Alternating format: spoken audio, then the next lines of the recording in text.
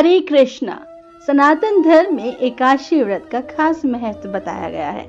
यह व्रत जगत के पालनहार भगवान विष्णु के लिए किया जाता है। एकादशी के दिन उपवास रखने और विधि पूर्वक पूजा करने से श्री हरि की विशेष कृपा प्राप्त होती है।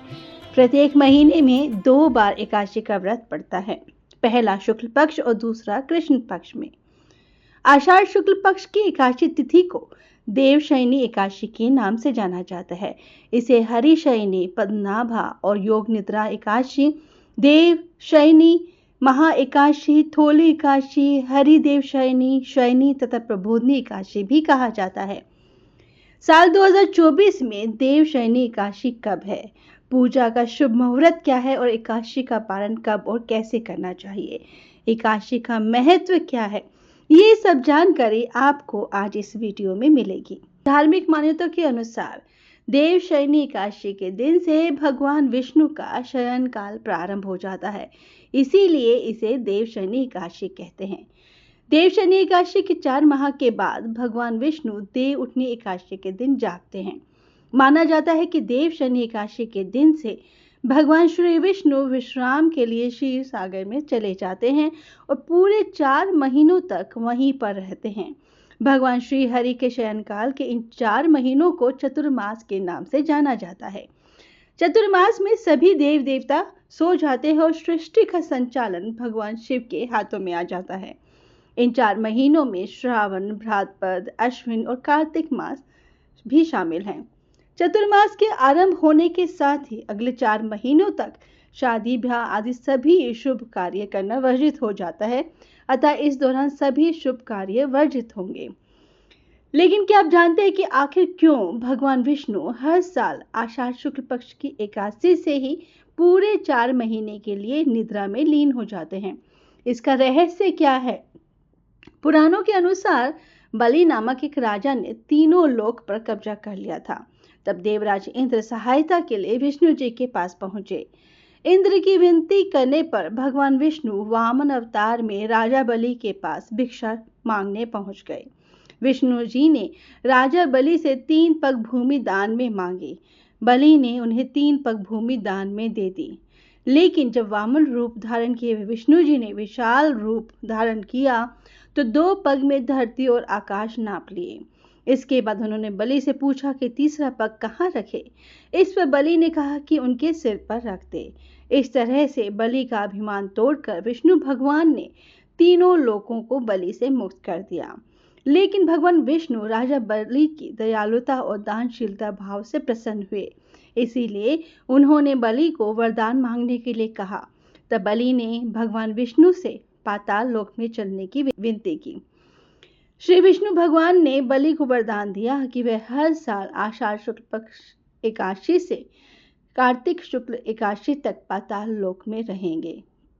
इसके बाद विष्णु जी बलि को उसकी इच्छा के अनुसार वरदान देकर पाताल लोक चले गए। तब से हर साल भगवान विष्णु 4 महीने के लिए योग निद्रा में रहते हैं। जब भगवान विष्णु अपने भक्त बलि का वरदान पूरा करने के लिए उसके साथ पाताल लोक में रहने के लिए चले गए तो सभी देवी देवता और माता लक्ष्मी चिंतित हो गए। माता लक्ष्मी ने भगवान विष्णु को पाताल लोक से मुक्ति दिलाने के लिए एक चाल चली और एक गरीब स्त्री का रूप धारण कर राजा बलि को राखी बांधी और राजा बलि से उपहार के स्वरूप भगवान विष्णु को छुड़ाने का वचन मांगा। तो ये थी कहानी कि कैसे भगवान अपने भक्तों के वचन से बंध कर देवशयनी एकादशी से लेकर देवउठनी एकादशी तक 4 महीने के लिए योग निद्रा में चले जाते हैं। देवशयनी एकादशी का व्रत रखने और भगवान विष्णु के साथ मां लक्ष्मी की पूजा करने से जीवन में खुशहाली और सुख समृद्धि बनी रहती है। देवशयनी एकादशी को सौभाग्यदायिनी एकादशी के नाम से भी जाना जाता है। अब जानते हैं कि इस साल देवशयनी एकादशी का व्रत कब रखा जाएगा, पूजा मुहूर्त से लेकर पारण का समय क्या रहेगा। हिंदू पंचांग के अनुसार आषाढ़ शुक्ल पक्ष की एकादशी तिथि का आरंभ 16 जुलाई 2024 को रात 8:33 से होगा। एकादशी तिथि का समापन 17 जुलाई को रात 9:02 पर होगा। देवशयनी एकादशी का व्रत 17 जुलाई 2024 बुधवार को रखा जाएगा। अब जानते हैं देवशयनी एकादशी व्रत 2024 का पारण का समय क्या रहेगा। एकादशी व्रत का पारण अगले दिन सूर्योदय के बाद किया जाता है। एकादशी व्रत का पारण द्वादशी तिथि समाप्त होने से पहले करना चाहिए। बता दें कि देवशनी एकादशी का पारण 18 जुलाई को किया जाएगा।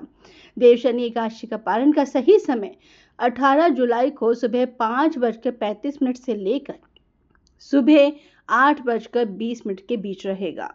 द्वादशी तिथि समाप्त 18 जुलाई को सुबह 8:44 पर होगा। एकादशी का पारण आप भगवान विष्णु को पीले रंग की मिठाई से कर सकते हैं, पीले मीठे चावल बना के कर सकते हैं, खिचड़ी से भी कर सकते हैं। भक्तों, देवशनी यानी हरिशयनी एकादशी के दिन भगवान विष्णु की विधि विधान से पूजा करनी चाहिए, ताकि 4 महीने तक भगवान विष्णु और मां लक्ष्मी जी की कृपा आप और आपके परिवार पर बनी रहे। जो लोग पहली बार देवशनी एकादशी का व्रत कर रहे हैं, उन्हें हम आज बताएंगे कि ये व्रत कैसे किया जाता है। देवशनी एकादशी व्रत की शुरुआत दशमी तिथि की रात्रि से ही हो जाती है।